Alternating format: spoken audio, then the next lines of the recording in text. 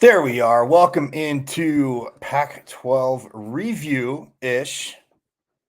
And I say ish because, well, I mean, it's not Pac-12, but insane amount of wild card games over the weekend. And it ranged from a collapse by the Chargers to the Ravens possibly being able to take the lead and win twice. Buffalo having to hang on against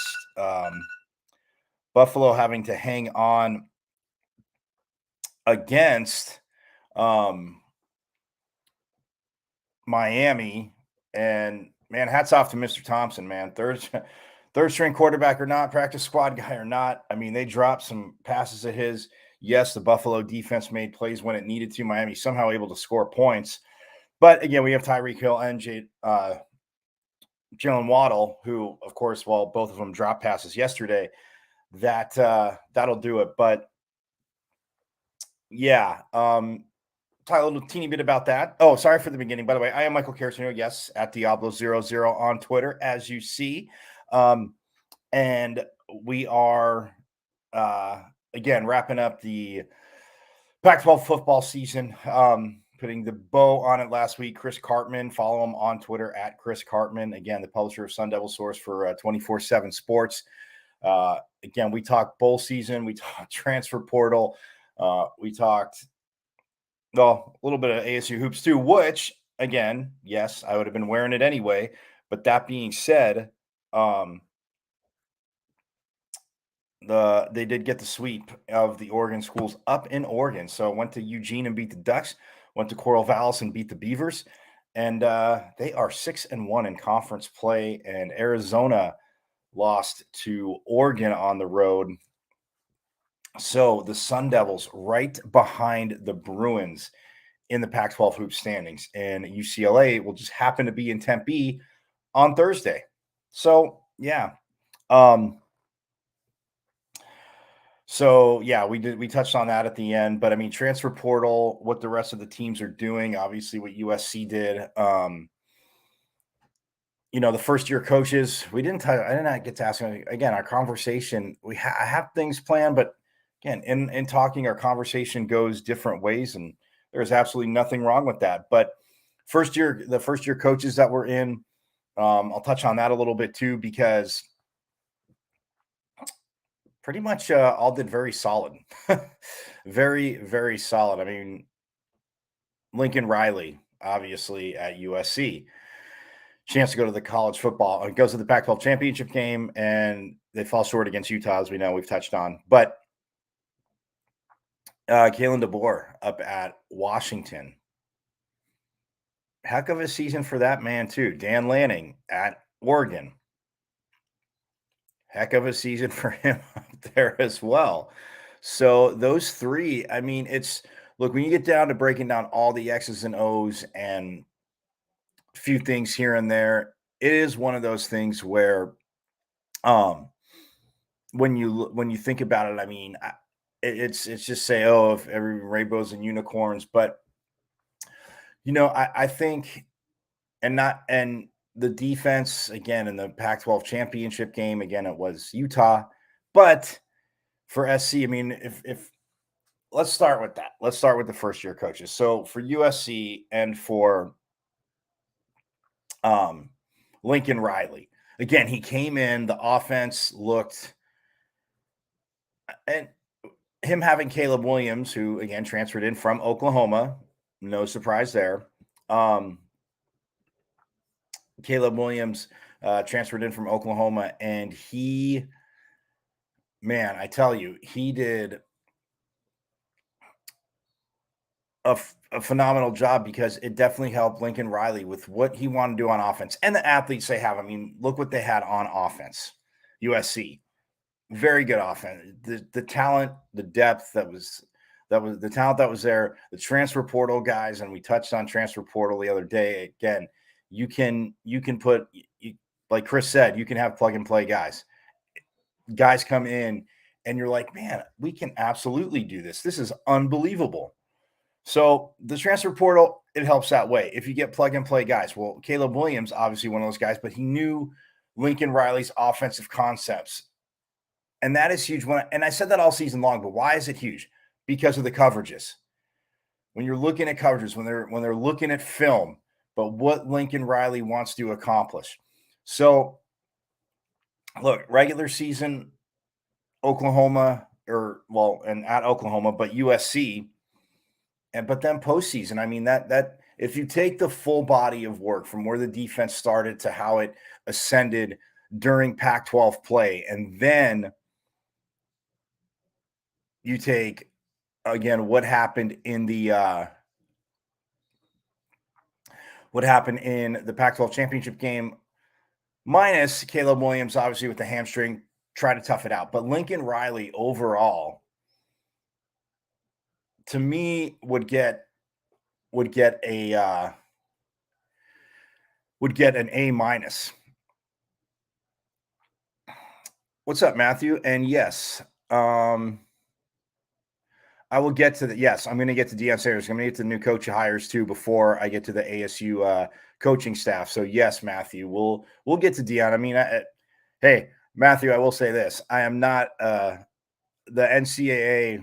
They denied ASU and Colorado to play in week 0 because they would have to play for 9 straight weeks, and teams with buys, like nobody in college football plays 9 straight weeks. I mean, playing 8 straight weeks is okay, but not playing 9. But they denied that to play a week 0 game, ASU and Colorado. So Colorado will be opening up with national champion participants. And yes, I am calling participants. They got blown out, but they open up with TCU.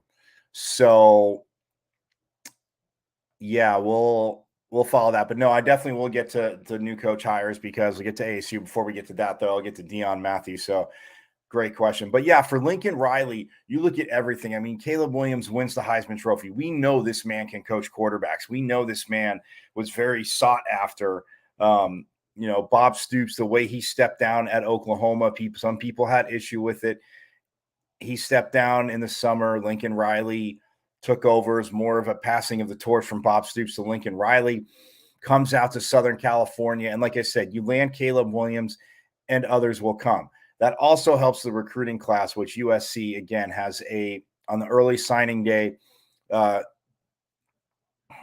Chris was saying had a top 10 recruiting class. So when you look at it from that standpoint, but defensively, where they started to where they went, but yes, did they let teams back in some games all season long? And I get the argument. I say it all the time. I'm not going to speak out of both sides of my mouth. Yes, offenses are created to move the ball, right? We all know that. Offenses are created to move the ball. But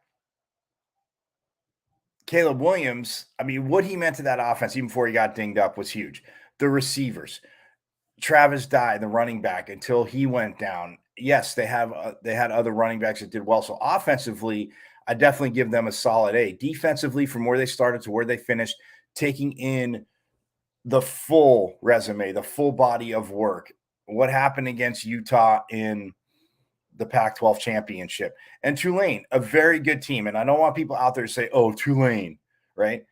Tulane, a good team, had a very, very good year. But come on, USC.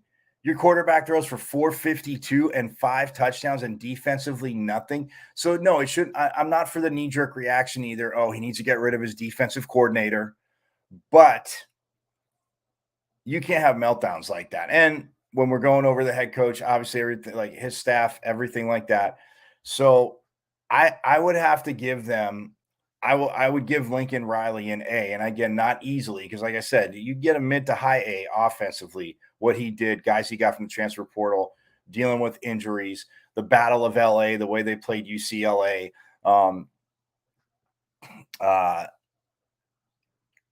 And then again, losing in Utah 43-42 to the Utes, and then losing to them again in the Pac-12 championship. So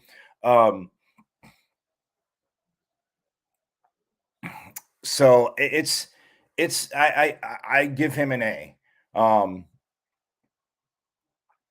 But and again, I mean, you're borderline right there. When we look at Dan Lanning at Oregon, okay, it started out very tough. They go to Atlanta, well, on the road, a neutral site game in Atlanta, and they're playing Georgia, the Bulldogs, which Athens it's about 30, 35, 45 minutes from the university to Mercedes-Benz Stadium. So Athens to Atlanta, not that far, if you don't know. Dan Lanning, it started out tough, real quick. Matthew, I like that. Is the rest of the Pac-12 rating the David Shaw tree, or has the mystique of Stanford football disappeared? The mystique of Stanford football will not disappear again, because anybody that comes in there knows, and I'll get to that in a second, because yes, they also have a new coach, which again, we'll do this next year, grading them. But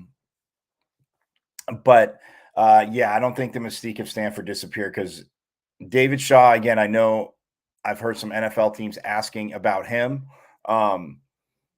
But they were always asking about him. So I don't know. I think he probably takes next year off, unless he gets some. And I'm not saying head coach, and not that he couldn't be a head coach in the NFL. He definitely could.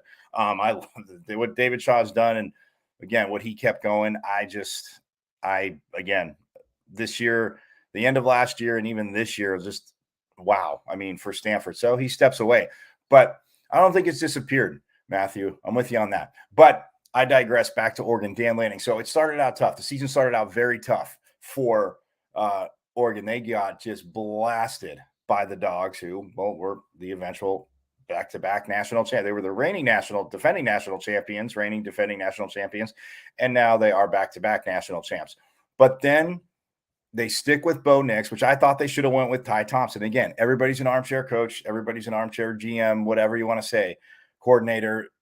We all get everything right.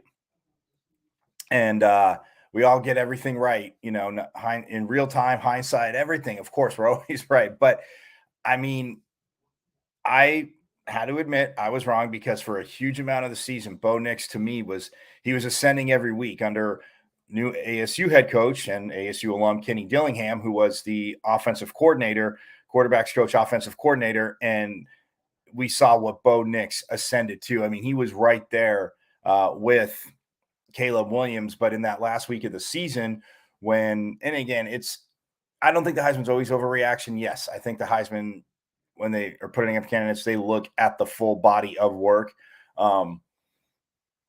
And I thought until the 20-17 Utah victory in Eugene, because again, close game, and he didn't cost them the game. So I think that, but then the injury and then the loss to Oregon State, not playing in a conference championship game, which if Oregon beats Oregon State, that's all they have to do. But offensively, look what the Ducks did.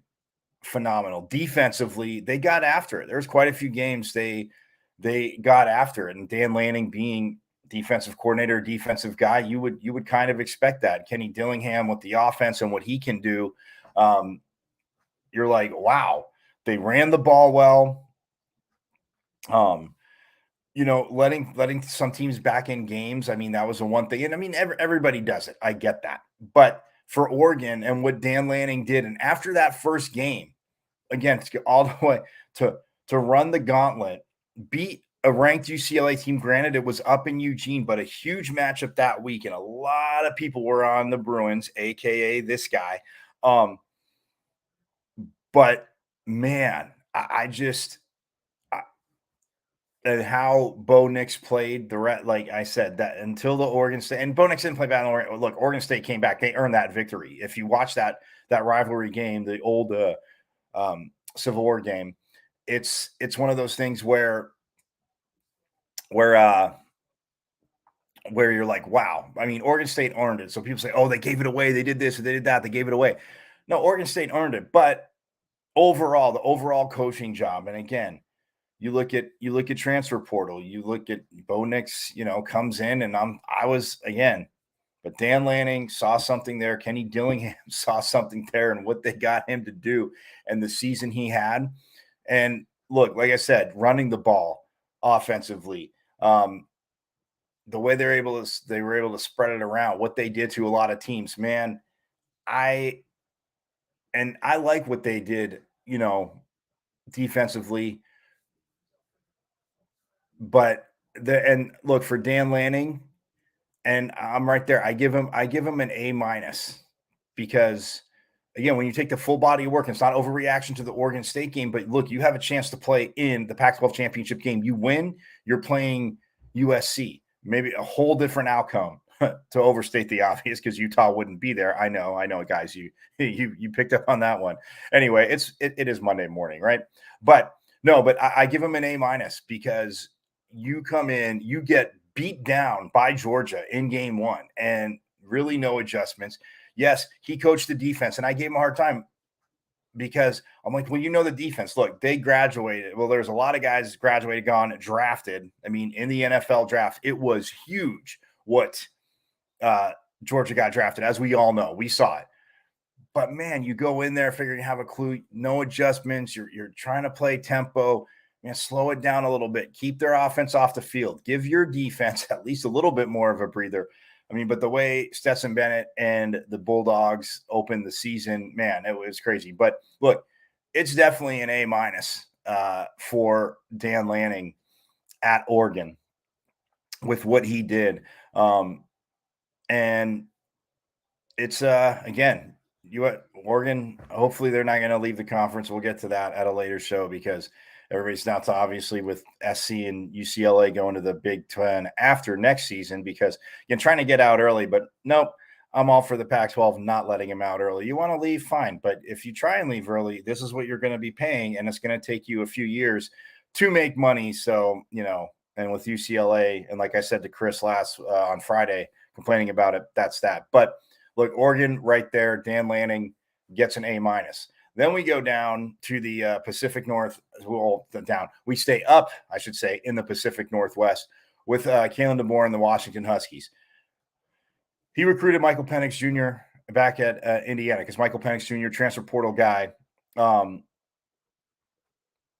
Matthew. And to answer your last question, Matthew, before I continue on Washington, man, Pat Fitzgerald or David Shaw. Come on, man. I mean, But being a Pac-12 homer, I'm going to say David Shaw. But I mean, how can you not like Pat Fitzgerald? I mean, you're not losing there, and that's and Matthew for if you don't watch the sports arena, that is a typical me answer because I can easily, well, not easily on some topics, I can easily point out if I have to take one or the other.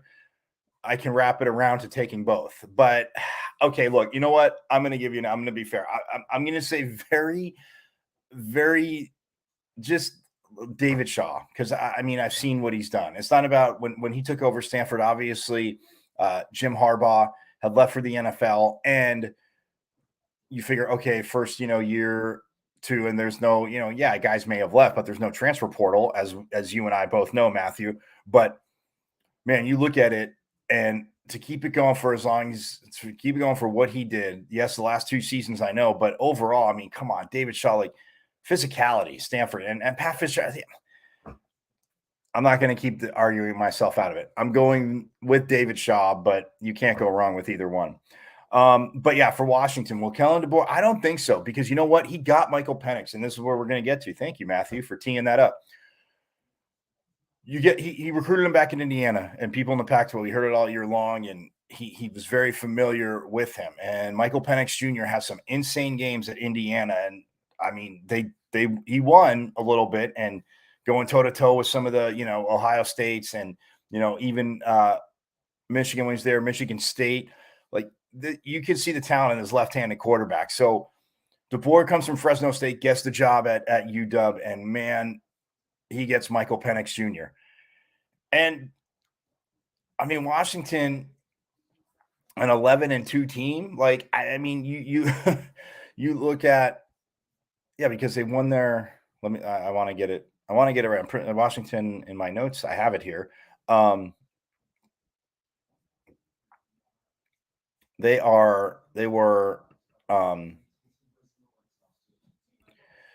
finished the season at, I want to say 11-2, but let's just let me double check. Yeah, 11-2.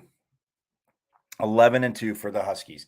And so, but rewinding though, you look at Washington coming in and you're like, man, okay, so this year, especially on their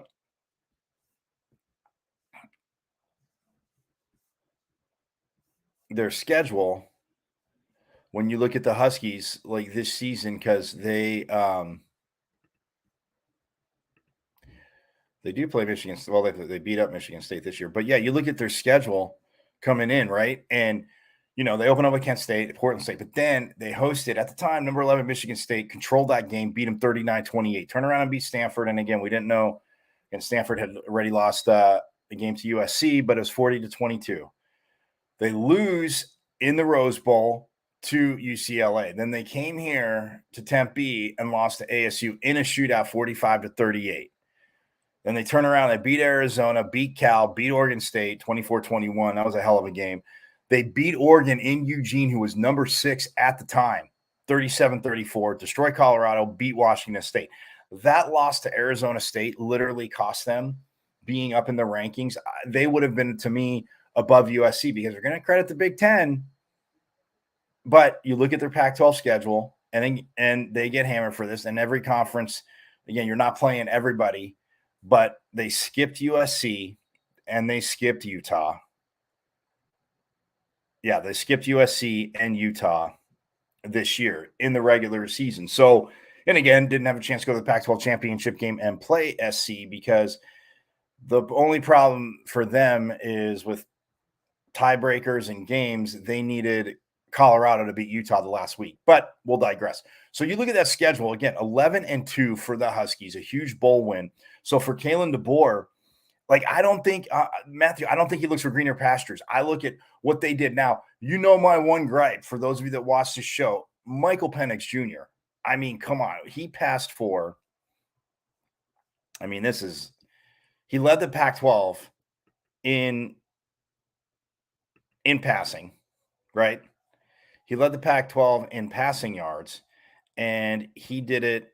He had 4,641 yards, 46-41, more than the Heisman Trophy winner, Caleb Williams, but 104 more yards than Caleb Williams. But 46-41 is what he finished season with. That includes the bowl game. All these stats are in from the bowl games. But still, 4,641 yards, 31 touchdowns to just 8 interceptions. This man, and this is what I credit Kalen DeBoer for, because offensively, that offensive line up at UW, he only got sacked 5 times this season. Yes, he is mobile-ish, but man, he lives in the pocket, kids. Don't kid yourselves.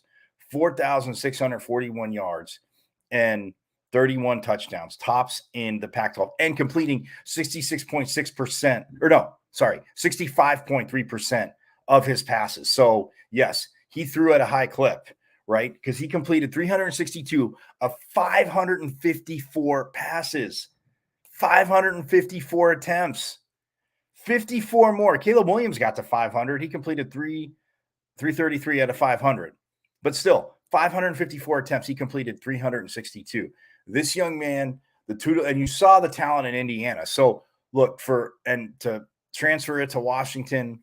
But my one thing with Washington, and I harped on it all season long, and I did, because Michael Penix Jr. can spray it all over the field. I mean, he did that again in Tempe a little bit, but they not mixing in the run game. I mean, Wayne Talapapa talked about this kid all year. Yes, the receiving core they had and the quarterback, I get it. But at times, the old saying, less is more. If you maybe just there, because there are quite a few games throughout the season that he had over 50 or more passing attempts. And he was spraying it. Like I said, you're completing 65.6% of your passes. He was spraying it. But to run the ball and defensively, like I said, I mean, we've seen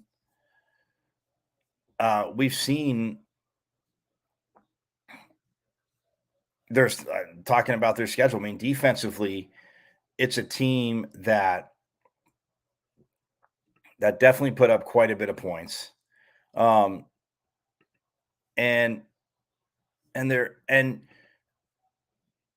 they didn't give up a ton. Yeah, they're out of conference outside of Michigan State. And I mentioned it again. It was very SEC-like.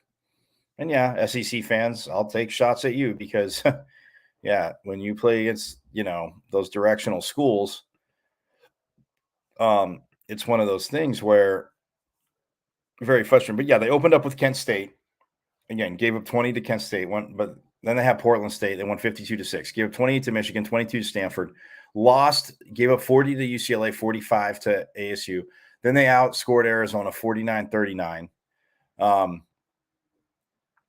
Cal, they had to hold on for a touchdown win when Cal, again, the up and down that Justin Wilcox had this year, a little head scratching. They go to Oregon and win 37-34, destroy Colorado, only give up 7 points. So, I mean, again, gave up some points, but to go to Eugene, that is a huge signature win for DeBoer.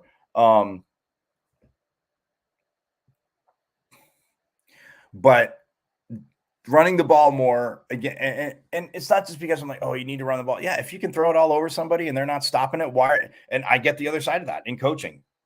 I'm going to keep running something until you prove you can slow it down, completely slow it down, call something different. So, look, you have Michael Penix Jr., that young man, the receiving core, running the ball defensively. Like I said, they were prone to give up some points, and against ASU, that was the one loss they really got punished for, which to me, again, not even being a homer is annoying because Alabama should have got punished more for losing to A&M, who couldn't beat Appalachian State. They should have just not even been hanging around with a little string of hope to go to the college football playoff. No, you didn't beat terrible Texas A&M, but you get talk out of both sides of your mouth because it's Alabama. They didn't get there anyway, so no need to get upset. But they're hanging around right there. Plus, ended up above Tennessee, who beat them. So fine. Tennessee lost South Carolina. South Carolina still better than A&M, hands down. So there you go. But Yeah, for DeBoer though, and defensively, again, not bad at all. I just think that in the games where they know if teams are stopping your run, they're not getting to Penix because again, all those attempts, only 5 sacks. Yes, was he hurt a few times? Yes, was he knocked down? Did he have incompletions? As we all know, yes. But you only get sacked 5 times in that many attempts. Yeah, your offensive line gets an A plus plus for me because again, you know you're throwing that much. But running the ball, and again, in some games you see like struggling ish, and I always say there's competition out there, and I've 100%. It's not just lip service. There's somebody out there trying to make your life a living hell on the football field, and if they're doing stuff that's making it, you're trying to adjust, but they're just getting to things before you get to adjustments before you it happens. So, um, and to me, that it came in some games. If they ran the ball more, you're not worried. When you get that lead, man, chew it up. Let that offensive line, who you know can protect, they can roll grade too. So, but overall, I give him a A minus as well. And people say you're light on your grades. I go B plus A minus. If you said to me Washington gets a B plus, and it's not, you can't just look at the one loss to Arizona State because yes, Arizona State won 3 games and one of them was against Washington. Whole body of work, offense, Michael Penix, A plus plus plus plus, hands down. I mean, and the offensive line. I'm not saying Penix, the O line. I mean, receiving core, Talapapa running the ball when he did. So yes, A plus plus plus plus. So I say A minus there. So that's only that, coach. Matthew, when you say, oh, yeah, so DeBoer not looking for greener pastures, Oregon rebranding themselves. Yeah, they can print new jerseys too, but again, it's copying. So it's, I always said being the first, especially in something with like fashion and all that stuff, being the first is the biggest thing. Yes, the facilities, and yes, there is Nike, but it's, well, uniform wise is one thing, but I mean, Oregon, you need to grow the brand. Yeah, I mean, keep it interesting, Matthew. I'm with you, but it's not about rebranding. They had a rebrand to, again, under Mike Bellotti and into Chip Kelly, like that, the rebranding of that, and the helmets, the jersey, everything, the uniforms. I'm with you on that, but um, I yeah, other programs do have big donors and support. So yeah, but it's preference, and I mean, usually that campus up there, and not that other campuses aren't, but look, when you start looking at a lot of campuses you're going to play, and yes, coaches, obviously, who's coaching with coaches move and transfer. We see it with transfer portal. Coach leaves, kids are like deuces. And again, you should love the school you're going to, but let's not all kid ourselves. I said it for a zillion years. Let's not kid ourselves, everybody. You're going to play for a coach. Matthew, I come recruit you and it works out, and my coaching staff, and you have a vibe. You're going to look at the campus. Yes, should it be a fit? But you're coming for the coach. But yeah, you look at some of these campuses. I don't think Oregon needs so much to rebrand. Just with Dan Lanning, keep it growing. It's a national brand. So it is there. I don't know if they feel like Nebraska. I mean, yes, they did have coaches in house and they went out looking for more. They did the in house, obviously, with Chip Kelly. It worked out well before he went to the NFL. Mark Helfrich was on staff, and I think he got his team to a national title. He got into the playoff in a national championship game. So I'm with you. I think they were a little too quick to jump the gun on Helfrich, and then they went with Mario Cristobal, and then now you go with Dan Lanning. And it's that balance. I've talked about it before because, and we'll get to it with Kenny Dillingham here shortly. It's one of those things where when you look at it, what people say, oh, an alum, they want this, they know the program and they're coaching. Yes, for somebody that played in a program to come back and coach it, absolutely huge. Absolutely huge. Sometimes they are the better fit. I would say a lot of times. I'm not even going to say it's 50-50. I think if the programs do the due diligence, not just go out and get the alum, the big, the hot alum, that you do their due diligence, I think a bigger percentage of the time, it's it's it's the right fit. It's better because you're already immersed in that community.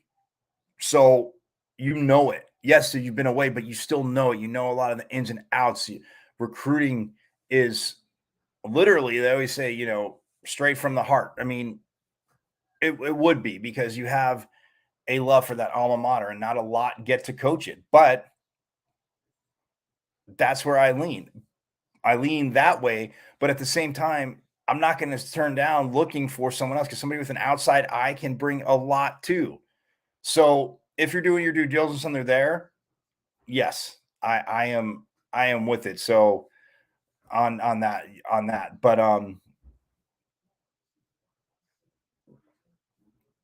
next year's TCU. Well, I'm going to take a break. I will get to that after the break. But after the break, too, we're going to hear from ASU head coach. A lot of missed it before.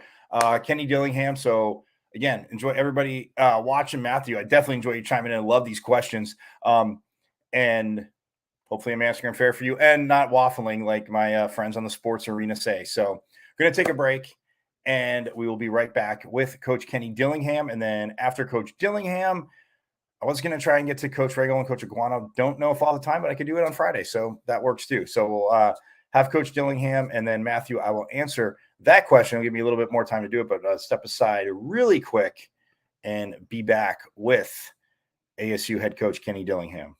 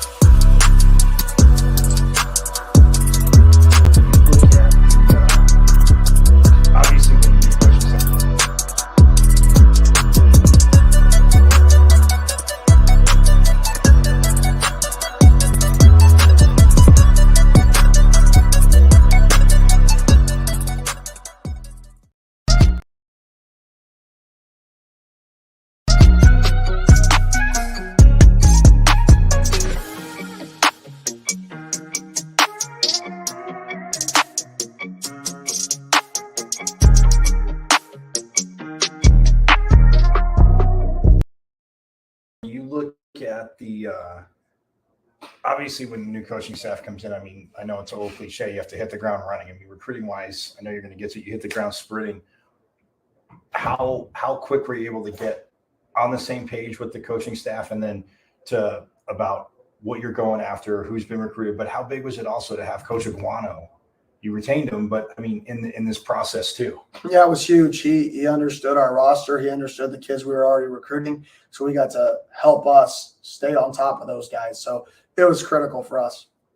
And then when you bring in, obviously working with like Coach Ragle in the past, but to bring in Coach Mons to see the success they've had, to kind of, I don't know if it's possible to match your energy, Coach, but the fact that, I mean, they have that. What's it been like bringing them in and working with them? I mean, it's been awesome. Guys that I have a lot of respect for, building programs, building a culture. That's the number one thing we're trying to do here is build a culture.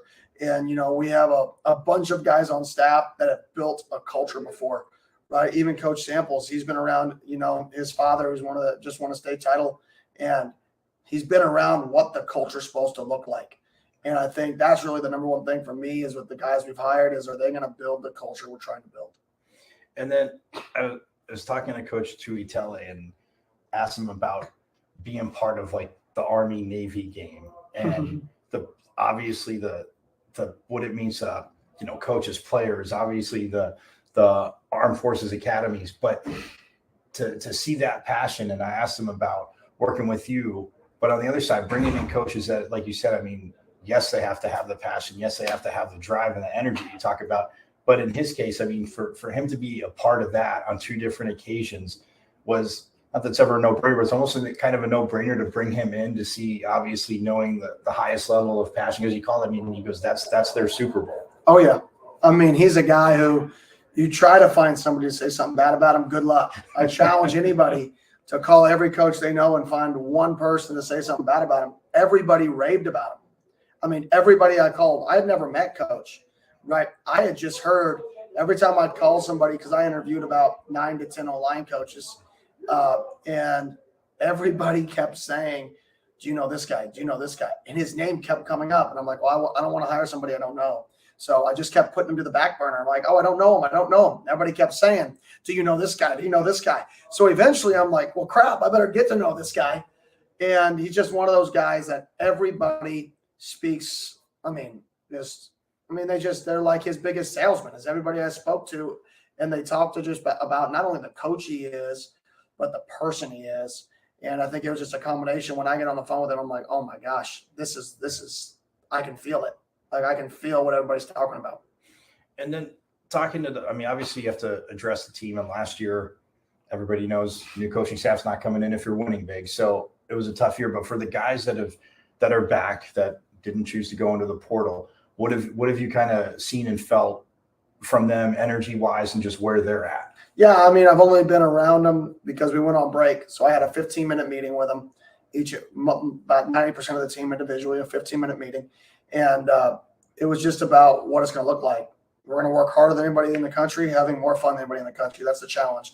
Can you fall in love with the process of growth? Can you fall in love and have fun with the process of growth? And that is really the challenge that we're going to put in front of these guys is, do you wake up every day and say, man, how can I get better? How can I get better?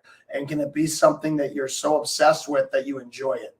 And that's when growth, that's when success, and that's when you achieve your goals, is when you wake up and you're driven through enjoyment to achieve success. And the fact that the first, and being an alum as well, I love when in your opening presser you just said, I'm home, and the emotion and people throughout, whatever the history of college sports have always been the battle. Oh, you need to bring, an alum should coach the program, or, you need somebody from the outside, a fresh thing. But you're an alum, you have the energy to get this job after coming off, obviously, where you've been, and even recently doing what you did at Oregon.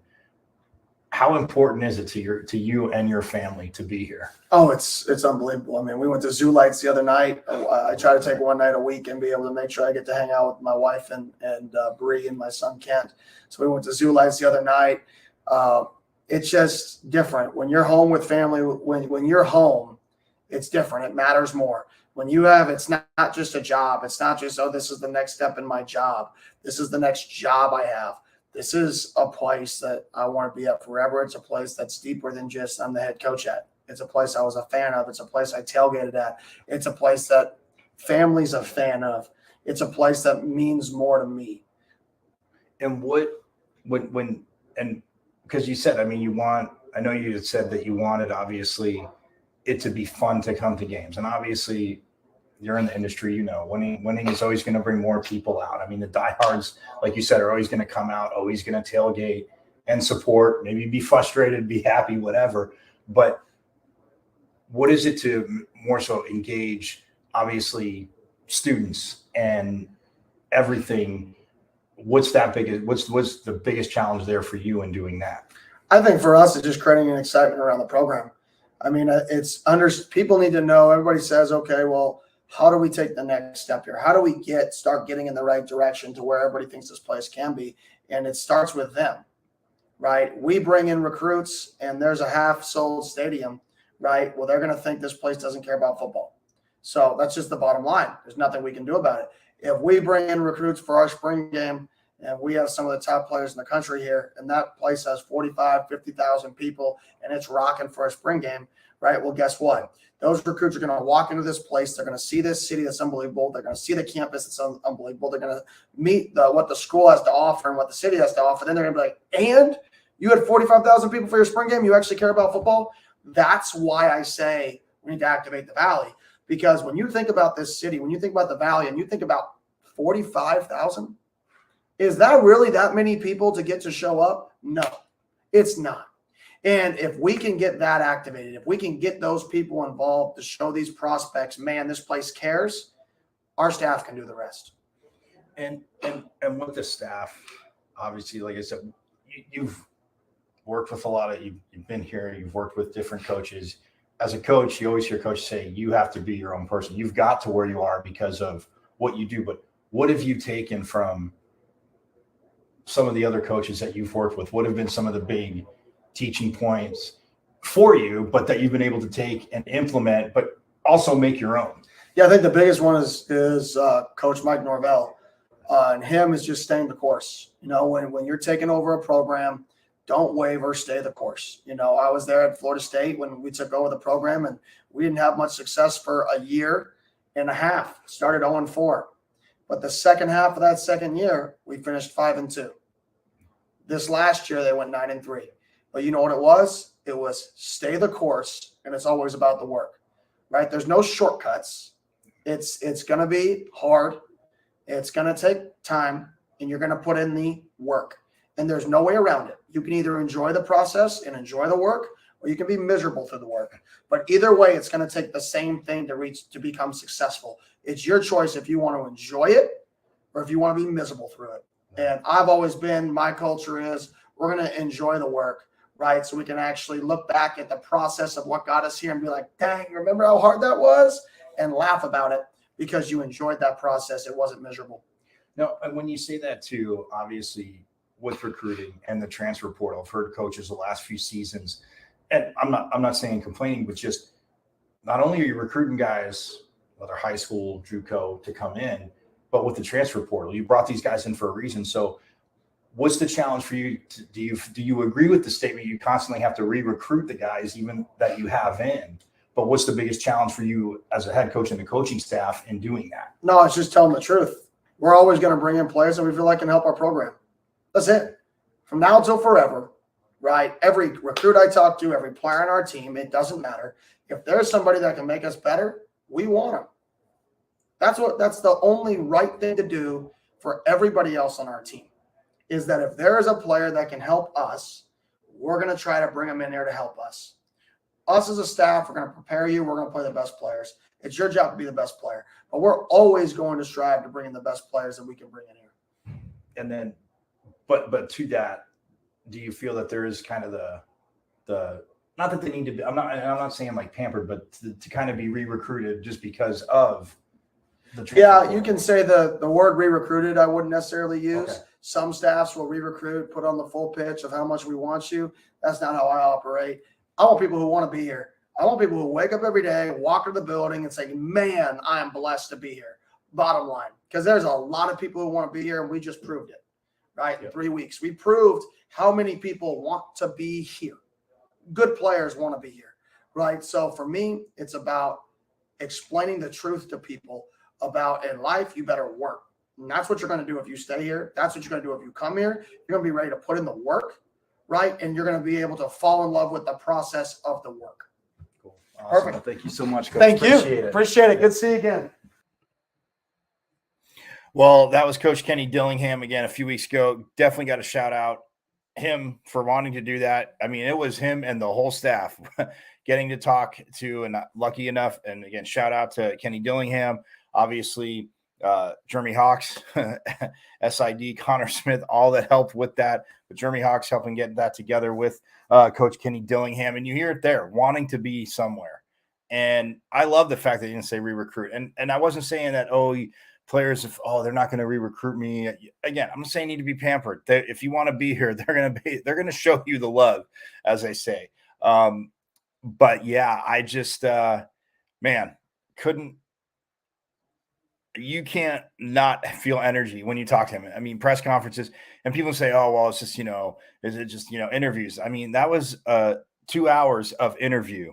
Thank you, Matthew. And I'll get to TCU in a second, because I don't discount TCU, Matthew. You never. I appreciate the question, but I'll get to that. But yeah, no, he is, and I need to stop saying obviously. They know. Bad habit in one interview a week, a month, whatever. At times, there's, I guess, worse words to use, but I need to stop saying obviously. And I catch that. I get that. I rewatch interviews and stuff and know. But anyway, that's tangent. Guys who want to be here, and the energy, and it's there, and from the coaching staff. And we'll hear from Charlie Ragle and Sean Aguano on Friday. Again, not enough time right now, which is fine, because, hey, that's how we roll here on the Pac-12. Want to have a schedule, want to get to things, but other things come out. And talking about the first-year coaches, but I love the energy.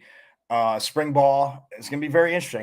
I can't wait to get out to spring ball. Again, I know Hey, they need to take a breather. They need to take a little bit. Yes, because there's still a February signing day, which was normally the big signing day, but with the early signing day in December.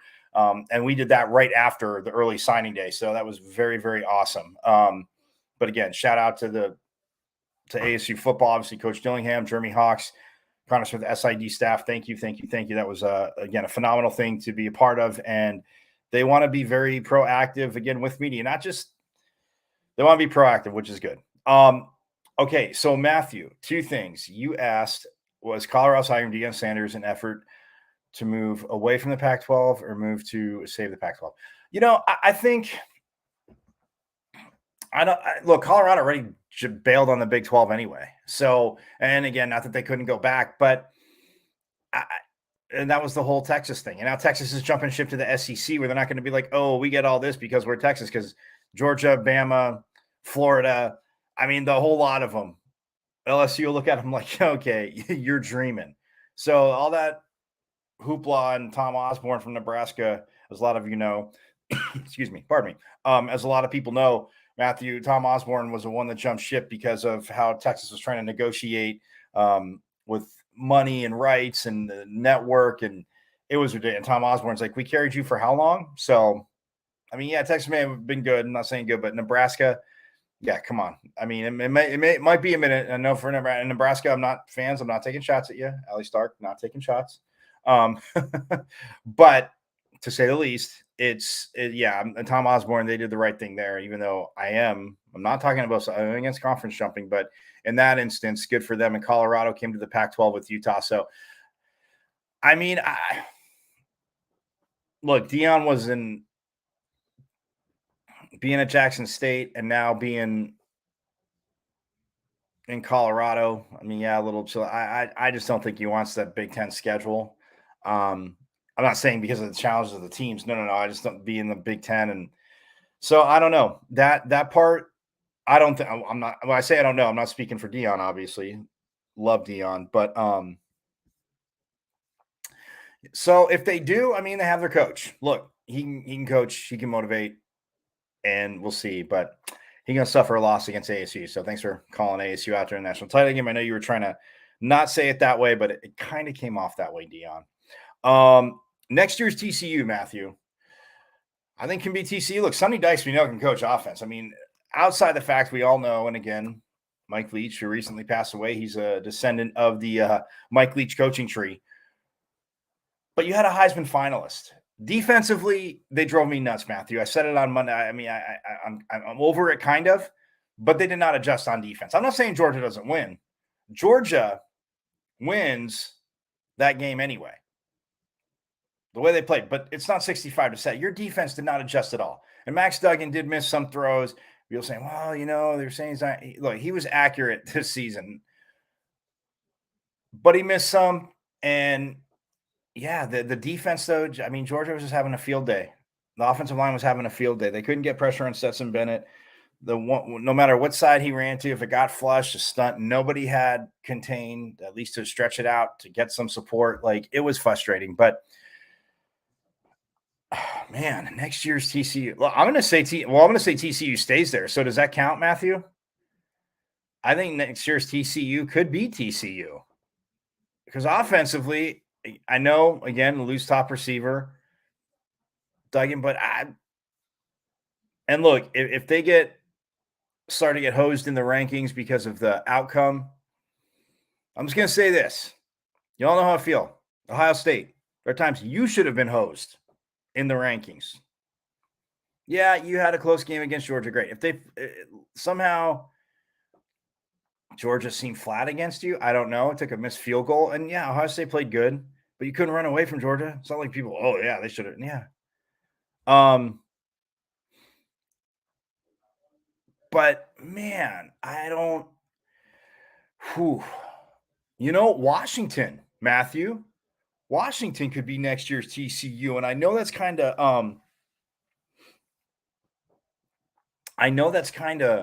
homerish, but if I think, I mean, 11-2, or how about this, Matthew? Washington or Oregon State, because Jonathan Smith, look, they destroyed Florida. Florida had some guys missing in the bowl game, but got an offensive line, like you're saying, Matthew, and I get it. Oh, yeah. But, well, Georgia owned, not every SEC owned, because look, there are a lot of teams there, Matthew. But I would say if I took one, because Washington literally 11-2, that loss to Arizona State, yes, crushed them. But Texas A&M won one more whole game than ASU. They won 4. And one of those 4 was against Alabama. So if Washington got punished that much, and for the sad school that Alabama played the week before Auburn and in their one tough out of conference-ish, and then the other junk that they played, on that line of thinking alone, Washington got punished. And they should maybe. But they were 10-2 to finish the regular season. They would have been 11-1 and in the Pac-12 championship game. Oregon State is 6 points away, Matthew, from being another one-loss team. They got boated by Utah in Salt Lake at Rice-Eccles Stadium, Matthew, so they weren't going undefeated. But they're 6 points away. Two games, 6 points from being a one-loss team, being in the Pac-12 championship game. Jonathan Smith got that extension, and they stayed the course. People say it's Coral Vallis, and I've taken joking shots too. I love Coral Vallis, so Oregon State fans don't get on me. I don't just pick Oregon State fan. Hey, Oregon State, remember I picked you to go to Utah and win that game. I'm like, man, the way they played. But they're 6 points away, Matthew. So, and there's a few teams but look, I'm not impressed with anything from the Big Ten other than Michigan and Ohio State. Teams will get better. I know Maryland had a kind of a run-ish, but I mean, SEC-wise, like Georgia's going to be right back there. I can respect that. Totally fine with that, Matthew. Totally fine with that. Bama, okay, we'll see what happens. Florida, to me, is the anomaly there on that. LSU, Jaden Daniels is coming back. Another year with Brian Kelly. The offense more comfortable. Like, top heavy, yeah, but I mean, come on. Vanderbilt, I know Kentucky had a very good quarterback, please, but and in the Big 12, I mean, man, look, I mean, TCU to me could do it again. The Sonny Dykes, man's not going to forget how to coach offense, Matt, and I know you're not saying that, definitely. Does TCU get no credit I think TCU gets a lot of credit. I give them credit, Matthew, but I love the whole being 40-year-old swag school. that's pulling out the bag there. I love that, Matthew. That is solid. But yeah, I mean, I would say that I think Washington or Oregon State, Oregon, especially the way they play defense. Now, Washington, again, Mike Penix Jr. coming back, running the ball a little more will be huge. Running the ball will be very, very huge for Washington. But Oregon State, look, they got DJ, me and Chris Cartman, again, follow him on Twitter, great friend of the show, at Chris Cartman, publisher of Sun Devil Source for 24/7 Sports. But yes, obviously talks a lot of Sun Devils, but if there's big things in the conference, you'll know about it. Follow Chris on Twitter.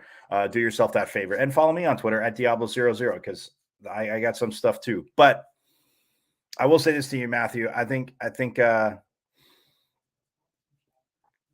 Washington's line was very good. So when you say can't beat the lines, again, there's definitely good pass rushers across college football. And yes, with as many teams, some are better than others. I give you that, Matthew. But in the Pac-12, there's guys that can get after it. And Washington went through the gauntlet, and Michael Penix Jr. only got sacked 5 times, man.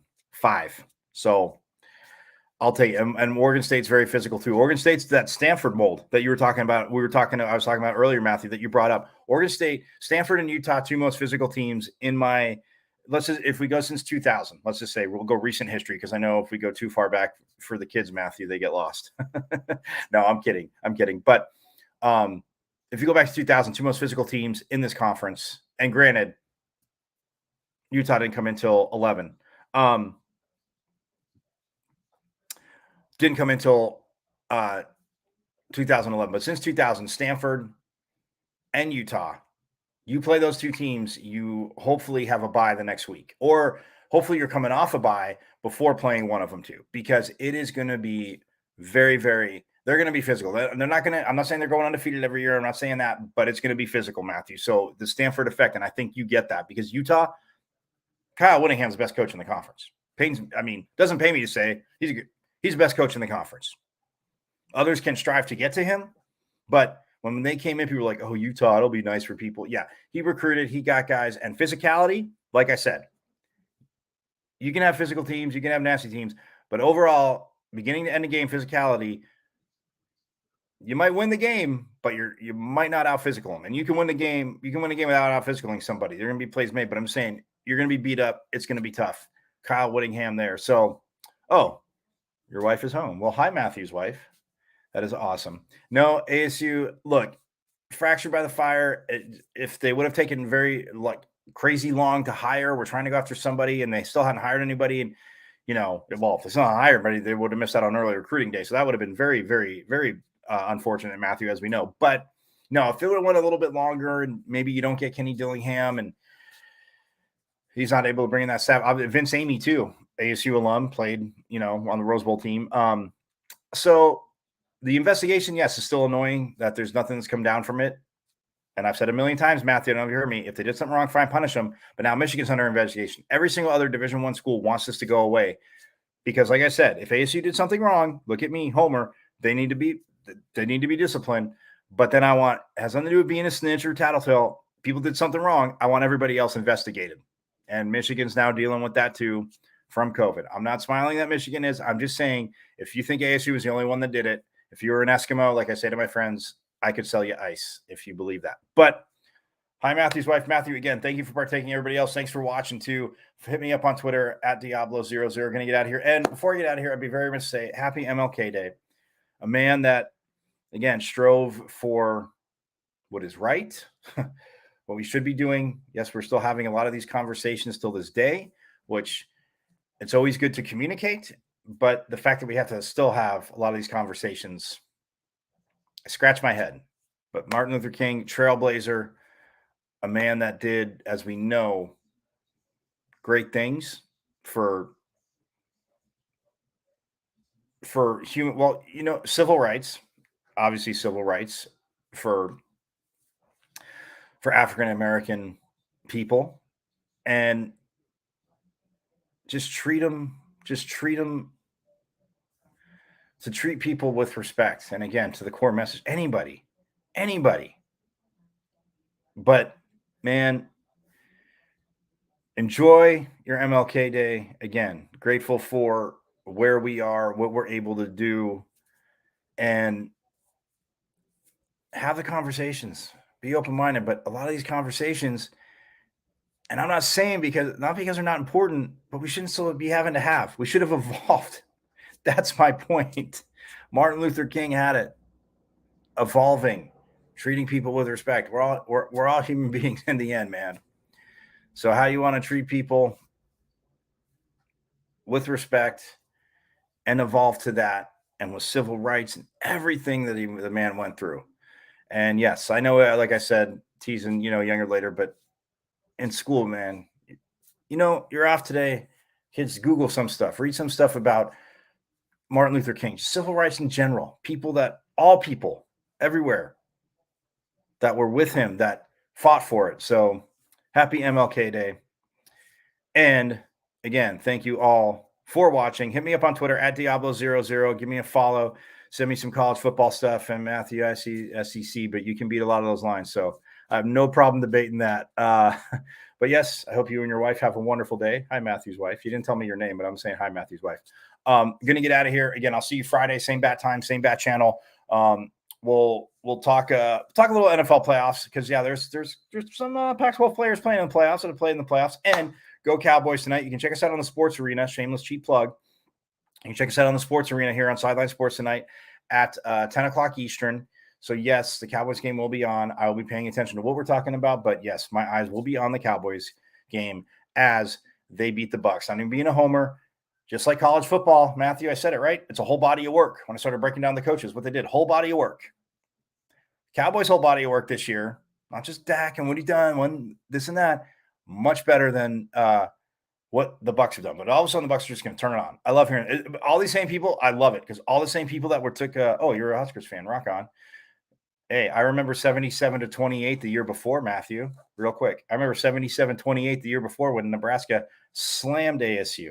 So 19-0 was shocking, but that's because ASU gave up 77 the year before. But I appreciate you saying that. But yeah, Cowboys tonight beat the Bucks. It's a full body of work. The Bucks, they're just going to turn it on. But all these same people that are all over that on any other networks I watch, whether it be, I'm not just calling out ESPN, but like Fox, ESPN Radio, that were like Packers, Lions, Packers. Might hear Lions here, there, and you know what? I give Rob Ninkovich credit. He took the Lions. I was all over the Lions in that game, and I love what and I talk about what Dan Campbell said in the halftime interview. Not like, oh, we're just going to work hard. He's like, no, we can't go to the playoffs. We're sending them home too. So, nonetheless, going to get out of here, but enjoy the football game tonight. Cowboys win tonight. I'll see you Friday, same bat time, same bat channel. I'll have Coach Ragle and Coach Aguano's interviews from the ASU Media Day. We'll see that Friday too. And, talk about this Cowboys win and talk about the games that are going to be happening next weekend. So I will see you Friday. Like I said, same bat time, same bat channel. And enjoy the game tonight, whatever you're doing. And by the way, like I always say, before we get out of here, forks up. See you guys Friday.